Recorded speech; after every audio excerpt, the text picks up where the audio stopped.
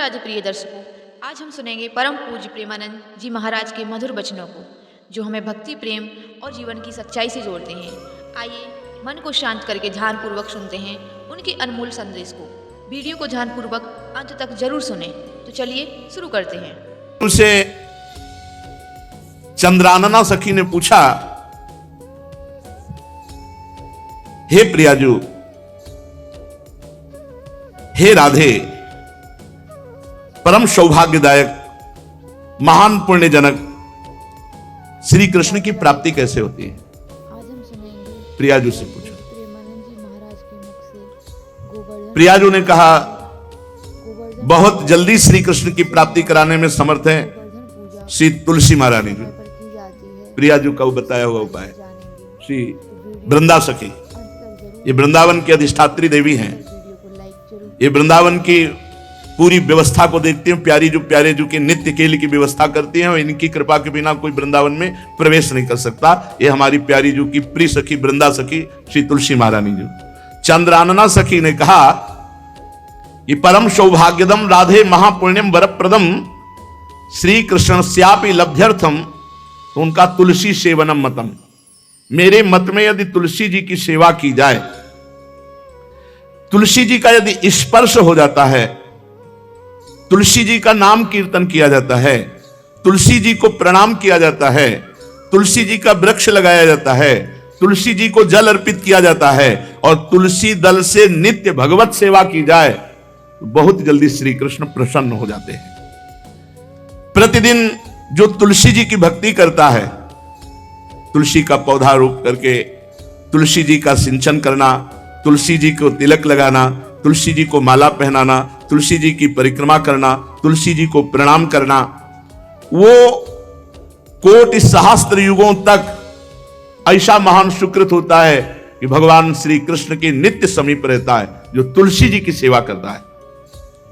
जब तक मनुष्य की लगाई हुई तुलसी की शाखा प्रशाखा, बीज, पुष्प, सुंदर दल से तुलसी जी सुशोभित होती है, तब तक हजारों कल्पों में श्री हरिधाम में रहते हुए उसका कभी पुण्य नष्ट नहीं होता। जैसे एक दिन 1000 कल्प, 2 दिन 2000 कल्प, वो भगवान के नित्य धाम में महान सुकृत के बल से भगवत धाम में रहेगा, जो तुलसी जी का पक्का मान लीजिए। जब स्वयं में थे तो तुलसी जी रोपण करके तुलसी जी का एक वन लगाया था और रोज नवीन नवीन मंजरी तुलसी दल लेकर प्रभु के चरणों में कहीं ना कहीं तुलसी जी की कृपा हुई। वृंदावन, ये वृंदा अधिष्ठात्री देवी वृंदावन की है, इनकी कृपा के बिना। हे चंद्रादने, संपूर्ण पत्रों और पुष्पों को जो उतार करके सम्मान पूर्वक पहले प्रार्थना करनी चाहिए। हे वृंदा देवी, हे तुलसी जी, भगवान श्री हरि की पूजा के लिए या प्रियाजू की पूजा के लिए हम आपके कुछ मंजरी, कुछ दल लेकर के सेवा करना चाहते हैं, आप कृपा करके मुझे दीजिए, और फिर उतार लें। ऐसे नोचना नहीं, बहुत सम्मान से, बहुत प्यार से, तो तुलसी जी प्रसन्न होते हैं। जो मनुष्य तुलसी दल से श्री हरि की पूजा करता है, कोई भी पाप उसका स्पर्श नहीं कर सकता। पूर्व में किया हुआ कोई भी पाप उसको दंड नहीं मिलेगा, जो तुलसी जी की आराधना नित्य करता है। अब इतना जल भी ना चढ़ा दे, तुम्हारा पुण्य हो जाए और तुलसी जी अंतर ध्यान, अनुकूल जल, जैसे मान लो गमले पे हैं तो इतना बड़ा तांबे का रोज उससे चढ़ा, अब भर के लोटा चढ़ा दोगे 2-4 दिन में अंतर ध्यान हो जाएंगे तुलसी जी। बहुत विवेक से जरूरत है, मतलब भारी पुण्य होगा।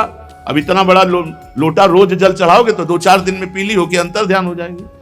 इतना जल, कहा जाता है अनुकूल जल चाहिए। एक तांबे का छोटा सा लिया, ऐसे रोज डालो, उसमें कोई फर्क नहीं, और गमला उठाकर धूप में विराजमान करो। सेवा का मतलब क्या है? महाराज के मुख से जो पूजा का महत्व, तुलसी जी को उसके बारे में जल अर्पित करके तुलसी जी की सेवा करता है, हरि चिंतन करता, कभी कोई पाप उसका स्पर्श नहीं कर सकता। 100 भार सोना, और अंत 400 भार चांदी से आपको निश्चित ही लाभ अवश्य होगा और आपको पुण्य जरूर मिलेगा। का जो दान करने का फल होता है, वो एक तुलसी दल उतार, जो अपने द्वारा लगाई हुई तुलसी दल, वो हरि के चरणों में अर्पित करो। ये 100 भार सोना और चांदी बराबरी नहीं हो सकती। कितना महत्व है। जो रोज तुलसी दल चयन कर, द्वादशी को ना चयन करे, द्वादशी को मतलब बहुत बड़ा अपराध लगता है तुलसी दल का, इस मतलब तुलसी के वृक्ष का भी स्पर्श न करे। प्रणाम नमस्कार दूर से, एक भी दल नहीं टूटना चाहिए। द्वादशी को ऐसा हमने महापुरुषों से सुना है कि मंजरी और पत्र उतारना ये ठीक नहीं, बिल्कुल नहीं ठीक है। ब्रह्म हत्या का फल लगता है, अगर जो पाप लगता है अगर कोई द्वादशी को तुलसी चयन, बहुत सावधानी से। जिसके घर में तुलसी का बगीचा होता है, कई पौधे होते हैं, उसको कहीं तीर्थ जाने की जरूरत नहीं, उसका घर तीर्थ है जिसके घर में तुलसी के पौधे हैं। और यमराज कभी उस घर में किसी भी मरने वाले को लेने नहीं आएंगे जिसके घर में तुलसी। लगा लो भैया तुलसी लगा लो घर में, काहे को यमराज को आने दोगे? सबके घर में तुलसी। कितना सुंदर पहले था, घर में आंगन होते थे, आंगन में एक बहुत बड़ा, और फिर उसमें तुलसी जी, और फिर उसमें 2-4 नर्मदेश्वर शालिग्राम ऐसे, और फिर घर का हर व्यक्ति जल चढ़ाना, प्रणाम करना, नमस्कार करना, कितनी पवित्र पद्धतियां हमारी थी। जब रसोई बने पहली गाय के लिए, फिर कुछ पक्षियों के लिए, फिर कोई संत महात्मा, कोई भिक्षु, ऐसा कितना पवित्र व्यवहार। यहाँ जैसे हमने देखा है ये रसोई बन रही ना, तो धुआं नहीं खत्म होने पाता, वो ही सब अपवित्र किए हुए हैं, राक्षसी बुद्धि आती चली जा रही। तुलसी जी ये भागवती को वस्तु है। हमें लगता है बालकनी तो होती है, बढ़िया बालकनी में कैसा उठाने धरने वाला स्टैंड लोहे का रखो कि तुलसी जी को विराजमान कर दो। जिसके घर में तुलसी जी विराजमान होती, उसके घर में यमराज कभी नहीं जाते। जो तुलसी जी का सेवन करता है उसकी सारी कामनाएं तुलसी जी पूर्ण कर देती है। तुलसी जी को लगाना, तुलसी जी का पालन करना, तुलसी जी को सिंचन करना, तुलसी जी का दर्शन करना, तुलसी जी का स्पर्श करना, मनुष्य के द्वारा जो मन, वाणी और शरीर से पाप हो गए सबको तुलसी महारानी क्षमा कर देती है, दग्ध कर देती है। पुष्कर आदि तीर्थ, गंगा आदि परम पावन नदियां, ये सब जो स्नान आदि अवगाहन आदि करने का फल देते हैं, वो केवल तुलसी जी घर में विराजमान है उसको फल मिल जाएगा। कितने बढ़िया। जो तुलसी जी की नवीन मंजरी प्रभु के चरणों में अर्पित करके प्रणाम करता है, वो चाहे कितना भी अपराध किए हो, वो कभी यमपुरी को नहीं देखेगा, कभी यमराज के पास नहीं जाएगा। जो मनुष्य तुलसी काष्ठ का घिसा हुआ चंदन लगाता है, उसके सारे संचित भस्म हो जाते हैं, और क्रियमाण जो वर्तमान, वो कभी उसको बांध नहीं सकते। तुलसी जी का काष्ठ का घिसा हुआ चंदन। जिसके घर में तुलसी की छाया होती है, वहां पितरों को अपने आप कल्याण प्राप्त हो जाता है। जो श्राद्ध करने से लाभ मिलता है पितरों को, घर में तुलसी लगा के, जो तुलसी की छाया, बड़ा पितरों को तृप्ति मिलती है। चतुर्भुज ब्रह्मा जी सारंग धनवा श्री हरि के महामहिम स्वरूप की अनुभूति करने के लिए भी कहा है कि तुलसी जी का महान महात्म्य, अगर तुलसी जी का सेवन करे तो भगवान श्री हरि की महिमा को जान जाएगा। स्त्री हो या पुरुष, पुरुष नपुंसक नारीवा जीव चराचर कोय, सर्व भाव भज कपट तज मोहि परम प्रिय सोय। शरीर वर्दी है, हमारी पोशाक है, हम सब एक हैं, आत्मस्वरूप हैं, कुछ अलग नहीं है। शरीर केवल पांच भौतिक है तो सबका पांच भौतिक है, उसमें चिन्ह है स्त्री पुरुष के, बस। इसके लिए भगवान की आराधना निषेध थोड़ी है। जो स्त्री या पुरुष श्री तुलसी जी के काष्ठ के मन के बना के, जैसे छोटी कंठी या बड़ी माला धारण करता है, श्री कृष्ण उसके बस में हो जाते हैं। यह है तुलसी जी की महिमा। परम सुहाग श्री कृष्ण मिल जाते हैं, और कौन सी भी हमें उपलब्धि चाहिए। हे गोप नंदिनी, तुलसी जी का सेवन करने से श्री कृष्ण वश में हो जाते हैं।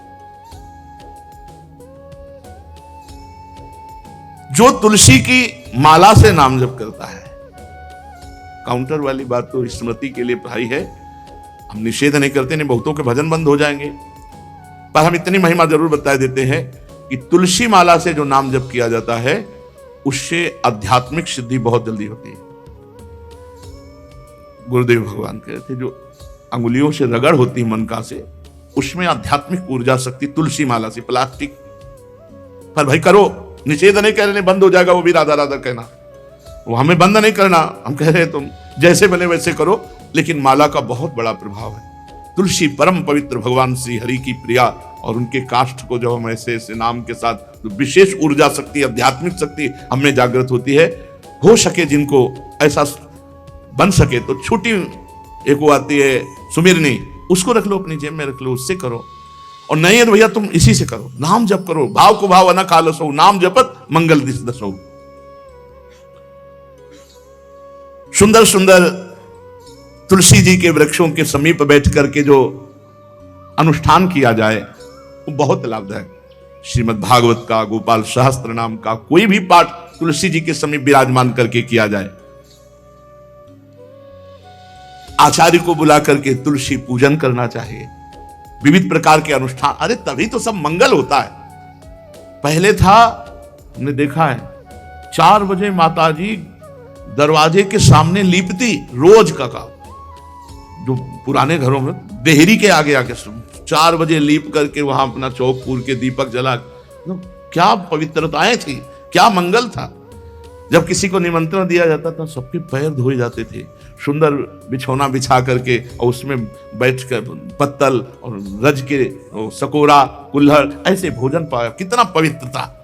जो हमारी पूर्व पवित्रता थी, धोती कुर्ता चोटी पवित्रता, मालूम अगर बाहर जा रहे तो पैजामा कुर्ता, ऐसे बहुत पवित्र पोशाकें थी, पवित्र आचरण थे, पवित्र खान पान था। घर में जाओ तो एक पवित्रता है, किसी भी घर में ऐसा नहीं था कि देव मूर्ति ना विराजमान हो, किसी भी घर में ऐसा नहीं था तुलसी जी विराजमान न हो, 1-2 गाय जरूर होती थी, पवित्रता।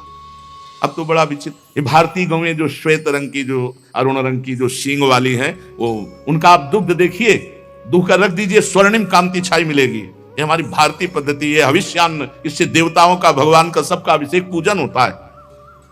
शुद्ध गाय जो हमारी भारतीय है, तीला है उसके जैसे निकला हुआ, वो भगवान ने सेवा की है। हमारे गोविंद भगवान का नाम ही गोविंद, गौओं के इंद्र, भगवान सुबह से निकल जाते थे, शाम तक गौओं को चराते थे, बड़ा। तो किशोरी जी ने श्री तुलसी जी के पूजन की बात, भगवान गोपियों से वादा किए थे कि अब तुम्हें अगली पूर्णिमा को रास, अब रास बिना रासेश्वरी के नहीं हो सकता, लिखा हो चाहे ना लिखा हो। कोई भी विद्वान, कोई भी प्रवक्ता इस बात को बतावे, कहते हैं भागवत में राधा नाम नहीं लिखा है, भागवत राधामय ही है। सांद्रानंद घन प्रेम मूर्ति किशोरी, बिना लाडली जू के कोई रास बता दे कहीं भी, कभी भी, कैसा भी, महारानी जू के बिना रासेश्वरी के रास हो ही नहीं सकता, लिखा हो चाहे ना लिखा हो। क्यों नहीं लिखा? याते श्री सुख प्रगट कियो नहीं, जहां बोले राधा तो समाधि लग जाती हो, यहां 7 दिन में तक्षक काटना है। श्री सुखदेव जी ने महारानी जी का नाम, हरिराम व्यास जी कह रहे, याते श्री सुख प्रगट कियो नहीं, जानि सार को सार परम धन, राधा नाम आधार। वैसे तो रोज संकेत वन में, पीछे हमने चर्चा की थी, प्रेम सरोवर में प्रियालाल मिलते थे, नंदगांव बरसा में। आज लालू ने एक नई लीला रची, गोप देवी लीला है। श्री लालजू महाराज प्रियाजू को रास के लिए, उन्होंने सोचा एक बार छलिया रूप रख करके महल में प्रवेश करते हैं, देखते हैं लाडली जू पहचानती है कि नहीं, और कितना प्यार लाडली जू करती है। महाराज तो जो रूप धारण करें तो सभी सुंदर हैं, तो सुंदरता के समुद्र हैं। जब नकबेसर धारण करते ना, अंजन और घूंघट नीलांबर का, महाराज हृदय चूर चूर हो जाए, ऐसे सुंदर है। गोरी किशोरी भी चकोरी है जिनकी, नीलांबर धारण करके, और जिस समय लाली लगा के महाराज अपने राधा पी जी को कभी कभी जब आते हैं तो देखो ऐसा लगता है यार बलिहार है महाराज, जो रूप धारण करते सीधे हृदय पर प्रहार करते हो। प्रभु ने गोप देवी का रूप धारण किया, गोपांगना का। श्री चरणों में नूपुरों की झनकार, कटी में करधनी जिसमें क्षुद्र घंटिका लगी हुई है। अद्भुतम गोपिका रूपम चलत झंकार नूपुरम, किंकिणी घंटिका शब्द मंगुलीयक भूषितम। बड़ी दिव्य अंगूठियां धारण किए हुए अंगुलियों पे, कमर में करधनी जो रुंझुन रुंझुन, श्री चरणों में नूपुर, और रत्न कंकण केयूर मुक्ताहार विराजितम।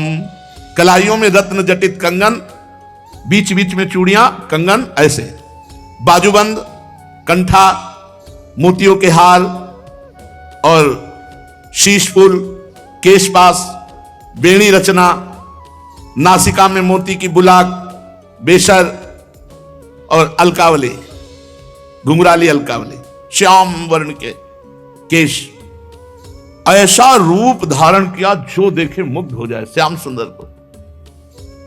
वृषभानु भवन की तरफ चले। खाई और परकोटों से युक्त वृषभानु भवन 4 दरवाजों से सुशोभित, प्रत्येक द्वार पर काजल के समान वर्ण वाले गजराज झूम रहे। राजभवन की बड़ी मनोहरता है।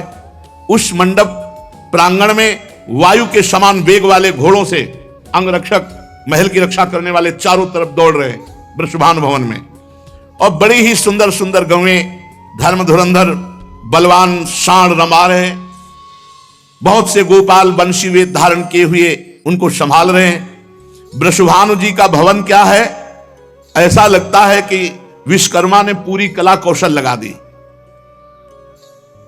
और महारानी जी के लिए भवन के अंदर ही बगीचा, झरना, सरोवर सब कोटि कोटि सूर्य के समान कांति वाली सुंदर सुंदर मणियां खंभों में जटित हैं, जिससे प्रकाश फैल रहा है। रत्न मंडित आंगन, बहुत से रत्न स्वरूप भूमि पे जटित है। और वहां वीणा, ताल, मृदंग आदि बाजे बजाती हुई बहुत सी मनोहर सखियां फूल छड़ी लिए हुए दरवाजे पर खड़ी हैं, संगीत बज रहा है। उस अंतापुर में दिव्य विशाल उपवन की छटा छटक रही। भीतर ही अनार, कंद, मंदार, नींबू तथा अन्य ऊंचे ऊंचे वृक्ष लहला रहे। केतकी, मालती, माधवी लताएं बड़ी सुंदर वृक्षों का आलिंगन किए हुए श्री राधा निकुंज महल के अंदर ही कल्प वृक्ष के फूलों की सुगंध से भौरे मत वाले हो रहे हैं। शीतल मंद सुगंध वायु चल रही है। कहीं शास्त्र दल कमलों के पराग को बारंबार वायु बिखेर रही है। निकुंज शिखरों पर बैठे हुए मोर कभी नाचते हैं, कभी कूक रहे हैं, कहीं कोकिला, कहीं सारस, कहीं सुख। और फूलों के सहस्त्र सहस्त्र सयाएं जगह जगह, कभी लाडली जो इधर से निकले किसी में भी विराजमान हो जाए। मेघ मंदिर में सैकड़ों फुहारे छूट रहे। बाल सूर्य के समान कांतिमान कुंडल तथा विचित्र वर्ण वाले वस्त्र धारण किए हुए करोड़ों बलवान महल के आसपास श्री लाडली जी के और श्री स्वामिनी जी की परिचर्या में सब सुसज्जित सखियां, केसरिया रंग के सूक्ष्म वस्त्रों को सजाकर पर्दा बनाया गया है।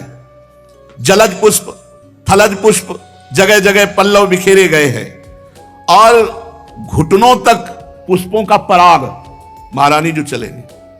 राजभवन में ऐसा मालती मकरंदों के फव्वारे, मालती मकरंदों के, मालती के सुंदर मकरंद के पराग के सुगंध से युक्त ऐसे फव्वारे चल रहे हैं। ऐसे आंगन, करोड़ों चंद्रमाओं की कांतिमती कोमलांगी सहचरियां, करोड़ों चंद्रमाओं की कांति।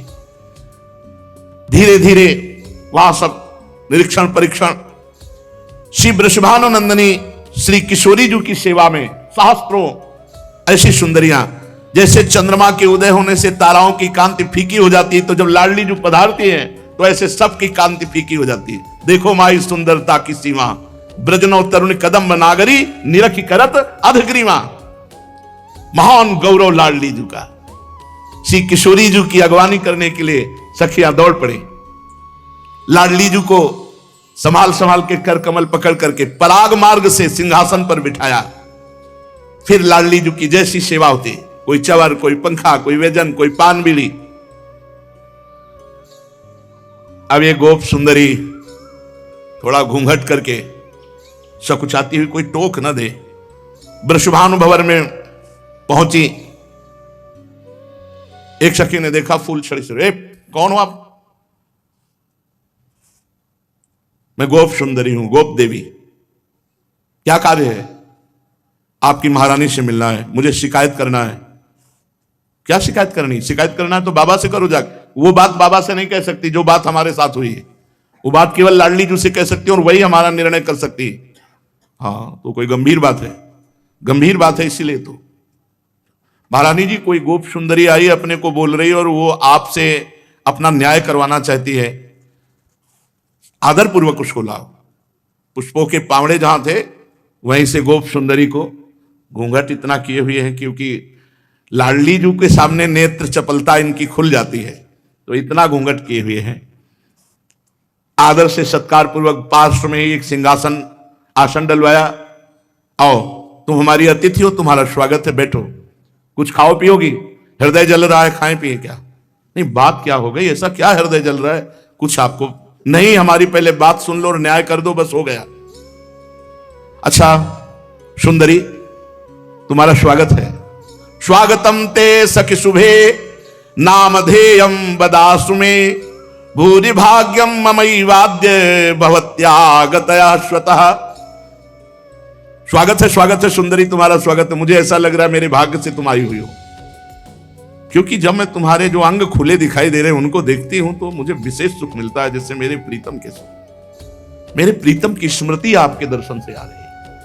त्वत्समानम दिव्य रूपम दृश्यते नहीं भूतले यन्न त्वं वर्तसे शुभ्रू पत्तनम धन्यमेव तत्। सुंदरी, तुम्हारा स्वागत है। भूतल पर तुम्हारे समान दिव्य रूप नहीं हो सकता। शुभ्रू, तुम जैसी सुंदरी कहां निवास करती है? धन्य है वो नगर जहां तुम निवास करती हो। प्रिया जी, इतना क्यों? क्योंकि श्याम वर्ण की अंगूठी पहने हुए, श्याम वर्ण की कांति अंगों से तो प्रिया जी को अपने लाल जी की याद आ रही, प्रीतम की याद आ रही, प्रभु की याद आ रही। तुम अपने आगमन का कारण विस्तार पूर्वक बताओ, मेरे योग्य जो कार्य होगा मैं अवश्य करूंगी। तुम्हारी चाल ढाल बहुत सुंदर है। प्रिया जी ने आते देखा था, तो चाल ढाल बहुत सुंदर लगती है। हे वृषभानुनंदिनी शुभ्रे, मैं तुम्हें कैसे बताऊं, शायद तुम बर्दाश्त नहीं कर पाओगे। नहीं, बोलो ना, क्या बात है? पूछा मेरा नगर कौन सा है, तो सुन लो, मैं गोकुल में जो नंदगांव पास में है, नंद भवन में उत्तर दिशा में मेरा निवास है। मैं गोप देवी कहलाती हूं। मैंने ललिता जी के मुख से तुम्हारी महिमा सुनी है कि तुम न्याय ठीक करती हो, बड़ी करुणामयी हो, आपकी रूप माधुरी, गुण माधुरी, चंचल लोचने, प्रधान उद्देश्य तो तुम्हारा दर्शन है। और दूसरी बात, एक शिकायत करनी है, न्याय लेना है हमें। कमल लोचने, जहां ललित लवंग लता की सुगंध छा रही है, गुंजा निकुंज में मधुपो की मधुर ध्वनि से युक्त कंज पुष्प खिल रहे हैं, ये राधा निवास आज मैंने अंदर देखा, जीवन में पहली बार देखा है। मेरी आंखें निहाल हो गई। ऐसी तो कोई पूरी नहीं है, चाहे देवराज इंद्र की क्यों ना हो। अब वो वार्ता कर रहे हैं। लाडली जी से गोप देवी ने कहा, मेरी आंखें तो सार्थक हो गई, शीतल हो गई, पर मेरा हृदय जल रहा है। क्या ये जो नंद गांव में एक श्याम सुंदर है, आपने सुना होगा? श्री जी सावधान हुई। रोज हमको परेशान कर, रोज परेशान। मैं नहीं चाहती, मैं तो उनको देखना भी नहीं चाहती, बोलना भी नहीं चाहती, लेकिन वो रोज हमारी तरफ देखते हैं, बोलते हैं और हमको तंग करते हैं। अब तुम ही बताओ, किसी भले घर की, लालू भले घर की किसी को ऐसे, अब ये बात तो बाबा से नहीं कह सकती ना। श्री जी ने कहा कि नहीं नहीं, ऐसा नहीं है, आप जैसा कह रहे हो वैसा नहीं है। मैं दुखिनी हूं, और लालजू महाराज जो है ना, वो दुख को प्रकट करने लगे। देखो गोप देवी, तुम खिन्न ना हो, मैं तुम्हें ठेस नहीं पहुंचा रही हूं। कल्याणी, तुम फिर से अपनी बात बताओ। हमें लगता है कि तुम्हें और जगह दुख पहुंचा होगा, नंद नंदन से नहीं। तुम अपने दुख का कारण बताओ। एक बात सच्ची समझ लो, श्री कृष्ण और श्री कृष्ण भक्त, इन दो के सिवा अगर किसी ने तुम्हें दुखी किया है तो मैं दंड दे सकती हूं, पर ऐसा श्री कृष्ण के द्वारा आपको। देखो, अगर तुम बनावटी बात कह रहे हो तो तुम्हें जो हाथी घोड़ा रथ सोना रत्न चाहिए सब ले जाओ, सही बात बताओ। निश्चल भाव से जैसे मैंने तुम्हें अपना मित्र माना, वैसे ही तुम मित्रता का बर्ताव करके बताओ। देखो, श्री जी ने कहा कि तुम हमारी मित्रता में कपट न, अगर जो मित्रता में कपट करता है उसको धिक्कार है। गोप देवी ने कहा, राधे, बरसाना गिरी की घाटियों में मनोहर सांकली गली है। खुली बात तुम्हें बताया, अभी तक तो हम गुप्त बता रही थी। मैं दही बेचने जा रही थी, इतने में नंद का आ गया। नौ तरुण तो है ही है, और आप तो जानती सुंदर भी है, तो आप ही है कि मैं सुंदर हूं के लिए श्री जी ऐसे करे? आप जानते हो सुंदर भी है। उसने रोक लिया मुझे और घूंघट करके जैसे लीला पूर्वक। अरे मैं तो शर्मा गई। उसके हाथ में बंसी थी, बेत थी। उस रसिक शेखर लंपट को लज्जा की तो तिलांजलि ही दे दी। मेरा हाथ पकड़ लिया और जोर जोर से हाथ मरोड़ने लगा और कहने लगा, सुंदरी, मैं इस कर लेने वाला हूं इस बीथी का, गली का। मैंने कहा, अरे गोरस लंपट, मैं कदापि कर नहीं दूंगी। बस इतना कहना था कि उसने सिर पर से जबरदस्ती दही का माट उतार डाला, फोड़ डाला, और मेरा पुराने जमाने का वो माट था, और दही पी लिया। फिर जो बात हम आपको बताएं, उसने मेरी ऊपर से चुनरिया खींच ली। अब मैं लाज की मारी कुछ कही नहीं। वो तुमसे दिल की बात बताने आई हूं कि वो कैसे है, उसे बताओ ना। ये नंद का है तो ग्वाला ही। श्री जी एकदम सहम गई। प्रीतम के लिए सर, और कोई खास धनवान नहीं है, न सुशील है, न स्वरूप है, अपने को बड़ा सुंदर समझता है। ऐसे पुरुष से कहीं प्रेम किया जाता है? किशोरी जी उससे, आप थोड़ा सहयोग कीजिए। श्री जी से कहा, आप थोड़ा सहयोग कीजिए, ये ठीक रहेगा नहीं। जब ऐसे वचन बोले तो लाडली जू को बड़ा विस्मय हुआ और कहा, सखी, जिनकी प्राप्ति के लिए ब्रह्मा शिव आदि बड़े बड़े देवता उत्कृष्ट योग रीति से नाना प्रकार का तप करते हैं, दत्तात्रेय, सुखदेव, कपिल, आसुरी, अंगिरा, ये बड़े बड़े जिनके चरणारविंद के मकरंद रस का पान करने के लोलुप हैं, तम कृष्णमादि पुरुषम परिपूर्ण देवम लीला अवतार मजता मार्ति हरम जनानाम।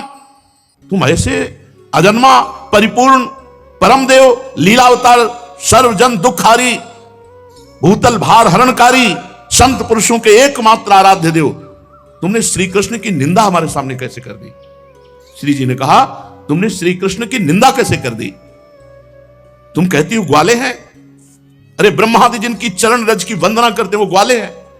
उन्होंने गौओं का आदर किया, गौओं का पालन किया। गोरज की कितनी महिमा है तुम क्या जानते हैं? गोरज का स्पर्श होते ही वो परम पवित्र हो जाता है, जिसके माथे पे गोरज लगती है। गौओं का उत्तम नाम जो जप करता है वो गोलोक बिहारी को प्राप्त होता है। दिन रात गौओं का सुंदर मुख दर्शन, उनकी सेवा, ये भगवत प्राप्ति का स्वरूप है। मेरी समझ में तुम्हारी बुद्धि ठीक नहीं। तुमने गोप जाति कह करके अवहेलना करना चाहा।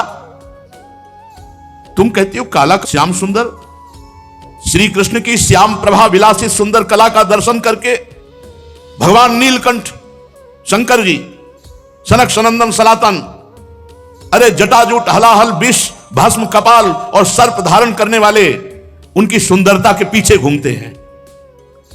स्वर्गलोक सिद्ध मुनीश्वर यक्ष गंधर्व मरुदगण नर किन्नर कौन ऐसा है जो हमारे श्री कृष्ण से मोहित ना हो जाए? उत्कृष्ट ऐश्वर्य सौंदर्य माधुर्य, तू कैसे बोल दिया? तुम कहती हो निर्धन है। अरे सारा वैभव उन्हीं का है। तू अभी मेरे श्री कृष्ण को नहीं जानती। तू कहती कोई खास नहीं। वत्सासुर, अघासुर, कालिया नाग, बकासुर, यमला, अर्जुन, वृक्ष, तृणावर्त, सक्तासुर, पूतना, इनको परम पदवी प्रदान की जो घोर राक्षसी स्वभाव के थे, खास नहीं है।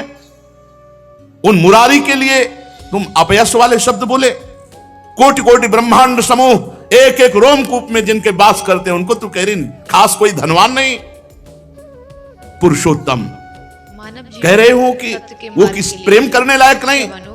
अरे बड़े बड़े वैभव को ठुकरा कर भक्त लोग श्री कृष्ण के चरणों की आराधना करते हैं। की मदद करो, यही मानव जीवन है। तुम भक्ति के रास्ते पर उनकी एक कृपा है कि वो अपने भक्तों को प्यार करके उनके पीछे पीछे डोलते हैं। श्री कृष्ण सुशीली नहीं, समस्त लोगों के सुजन समुदाय के चूड़ामणि हैं। वे अपने भक्त के पीछे चलते हैं, अपने रोम रोम को लोगों को पावन करते हैं। वो परमात्मा है। तो भगवान के चरणों में दृढ़ तू शरण कैसे बोल रही? और उनका नाम जप। गोप देवी बोली, श्री राधे, उनके मुख पर भगवान का नाम मैं नहीं, दुख तो नहीं पहचाना जीवित चाहती। होकर भी वैसे तो मुंह से तुम्हारी बुद्धि तो बृहस्पति का भी उपहास कर रही, इतनी प्रवीण है वाणी, कला कौशल बोलने का।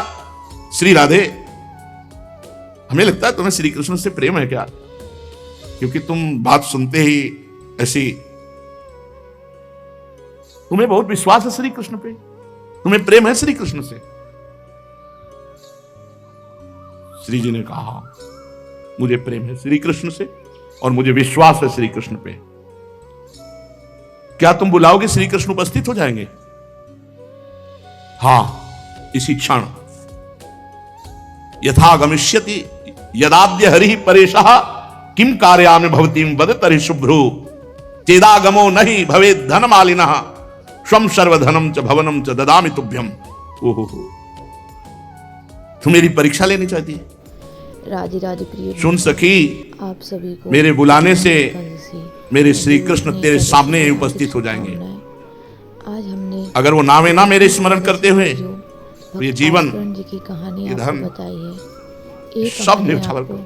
परम पुण्य कितना लाभ प्रेम है देगी श्री जी से। और इस कह रही, कहानी को अंत तक चेदागमो नहीं भवे धनमालिनः तो स्वयं का पूरा सर्वम धनम ये भवनम हमारी पूरी ददामि कहानी तुभ्यम। को अंत तक सुनिए। मैं तुम्हारी सेविका बन जाऊंगी, और सब कुछ अर्पित कर दूंगी कमेंट में अगर मेरे बुलाने पर श्री राधे कृष्ण आए। राधे, श्री हरिवंश, अथ राधा श्री समुत्थाय लिखना नत्वा श्री नंद नंदनम लिखें, उपविश्यासने दध्यौ अंत तक देखिए। ध्यानस्तिमिल्लोचना। उसी समय श्री जी ने आंख मूंद लिया और प्रभु श्री कृष्ण के ध्यान में मगन हो गए। श्री कृष्ण का मन ही मन चिंतन करके उनके ध्यान में डूबी और निश्चल हो गई। वो तो सामने ही बैठे गोप देवी के रूप में। देखो, अब तो मामला बढ़ गया। श्री जी तो ध्यानस्थ हो गई और श्री जी के आंखों से अश्रु प्रवाह होने लगे। उतार कर फेंक दिया सब गोप देवी का वेश, निकालते हुए वो आके बैठ और गंभीर वाणी में बोले, प्रियाजू, लाडलीजू, श्री राधा। श्री जी ने आंख खोल के देखा, वही मोर मुकुर, उनको क्या देर लगती है। चंद्रवदने, प्राण प्रिय, मानशीले, प्रिय राधा, देखो मैं तुम्हारे सामने आ गया हूं। आंख खोल कर देखो। हा प्रीतम, सामने देखा। मुझे विश्वास था आप चिंतन करते ही आ जाओगे। कहां गई वो गोप देवी? वो कहां गई? बहुत निंदा कर रही थी, कहां गई? प्रभु ने कहा, जेवी तुमने चिंतन किया, मैं वैसे तो बंसीबट में था, पर मैं अभी यार कम से कम सामने तो झूठ मत बोलो। वैसे तो मैं बंसीबट में था, मैं तुरंत बस आपके ध्यान के कारण ही आया। मैंने देखा एक अभी गई, कौन थी वो? कोई देवांगना थी, कोई मायाविनी थी, और मुझे लग रहा था कि कोई अच्छे विचार वाली नहीं थी। जब गोप देवी के रूप में आए तो श्याम सुंदर के लिए बोले, और जब श्याम सुंदर के लिए आए तो गोप देवी के रूप में जो गए। वैसे हम आपसे कहते हैं कि ऐसे इधर उधर की घूमने वालियों की बातों पर विश्वास नहीं करना चाहिए। श्री किशोरी जी परमानंद में मगन हो गई और लालजू से हृदय से मिले। सखियों से कहा, वो गोप देवी बाहर निकले जो फूल छड़ी लिए हुई खड़ी। उनका आते अंदर आते तो देखा, तो बाहर निकलते हुए तो नहीं देखा। तो श्री कृष्ण से कहा, आपने देखा? बोले हाँ निकलते मैंने। बोले हमारी सखियों ने नहीं देखा। कौन गोप देवी थी? तो कहा, क्षमा कीजिए, मैं ही गोप देवी बन के आया था। तो श्री जी के हृदय से लगे और श्री जी से कहा, इसी के आगे रासलीला है। श्री जी से कहा, हे राशेश्वरी, आपकी उपस्थिति के बिना हमने गोपियों से जो वचन दिए हैं कि आपको शरद पूर्णिमा की रात्रि में रास उत्सव में सम्मिलित करेंगे, आपकी उपस्थिति के बिना रास नहीं। हे प्यारी जी, आप कृपा करके जो ये रात्रि है शरद पूर्णिमा की, इसमें आप पधारें और समस्त रास सुख गोपियों को प्रदान करें। प्रभु श्री कृष्ण के साथ हमारी महारानी जो और अनंत अनंत ब्रज युवतियां, ये अद्भुत प्रेम में जो रास है, ये प्रेम की चरम अवस्था है, ये रस की वर्षा है, आनंद की वर्षा है। दंपति अति आनंद बस, प्रेम मत निशंक क्रीडत, यहां आनंद की मत्तता है। ये सब विकारों की तो साधना काल में साधकों के हृदय से निवृत्ति हो जाती है। फिर भाव देह की प्राप्ति, जैसे सखा भाव या वात्सल्य भाव या दास्य भाव या गोपी भाव या सहचरी भाव देह चिदानंद होता है, वहां सब विकार होते ही नहीं है, विकार की कल्पना ही नहीं है। ये महाप्रेम का स्वरूप, रासोत्सव महाप्रेम का स्वरूप है। भगवत कृपा से जो आगे चर्चा है वो रास की ही है। हम लोग बड़े सौभाग्यशाली हैं जो वृंदावन की भूमि में, रास भूमि में बैठकर रास चर्चा करने को और सुनने को मिलेगी। बहुत भाव से सुने प्यारी जू की इस चर्चा का फल है कि सदा सदा के लिए हृदय रोग निवृत्त हो जाए, हम भगवदाकार भाव में, रस में डूब जाए। शिष्य चर्चा की श्री राधा वल्लभ लाल की